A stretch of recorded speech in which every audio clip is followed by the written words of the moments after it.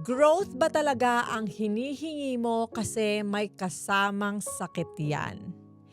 Hindi ka magle-level up kung hindi ka muna maitutulak sa mga sitwasyong ayaw mo.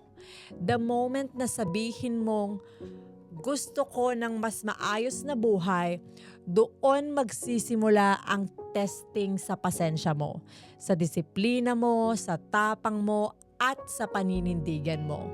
Marami ang nagdadasal ng growth, pero umaatras kapag hindi na comfy. Hindi nila alam yung discomfort na yon ang mismong huhubog sa'yo. Hindi lalakas ang muscles kung hindi ginagamit. Hindi titibay ang character kung walang pressure. Kaya kung nahihirapan ka ngayon, huwag kang umatras. Yakapin mo. Kasi yung pinagdadaanan mo ngayon, ginagawa kanyang version ng sarili mo na kayang dalhin ang mga pinapangarap